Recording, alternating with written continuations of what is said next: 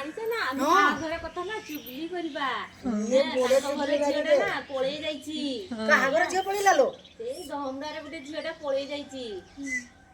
ହଉ କାହା ସାଥିରେ ପଳେଇଲା? କାହା ସାଙ୍ଗରେ ଏଲେ ବଡ ବୋଉ ସେ କାହା ସାଥିରେ ପଳେଇଲା ତୁ ଜାଣିଥିବୁ। ତୋ ବାପ ଘରୁ ଦହମୁଣ୍ଡା ତୁ ଜାଣିଥିବୁ କହନା।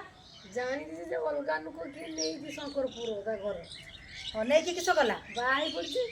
ବାହା ହେଇଥିଲା ହେଲା ଫେର ପୁଣି ବିଷ ଖାଇଲେ କାଁ ହେଲା? ବିଷ ଦର ଖାଇଲେ ତା ବାପା ମା ଦେବେନି ମନା କଲେ କହିଲେ ଆମର ସେ ପୁଅକୁ ଦବାନି ସେଇ ପାଇଁ ବିଷ ଖାଇଥିଲା।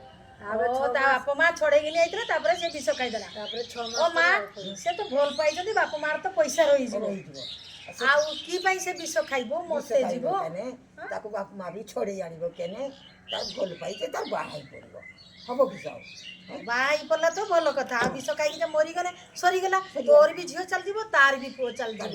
ଆଉ କିସ କହୁଛୁ ସୁଷମା କହ ତୁ ଟିକେ କହ ଭଲ ନା ଖରାପ ବିଷ ଖାଇବା? ବିନା ବିଷ ଖାଇଲେ ତ ସରିଗଲା ଆଉ କିସ କରିବା କହ? ବିଷ ଖାଇଲେ ତ ମଣିଷ ମରିଗଲା ସରିଗଲା କଥା ତ ରହିଯିବ ନା। ଲୋକ କହିବ ତାର ଝିଅ ଭଲ ପାଉଥିଲା ବିଷ ଖାଇକି ମରିଗଲା। ଆଉ ସେତିକି ରଖିଦେ ଆଉ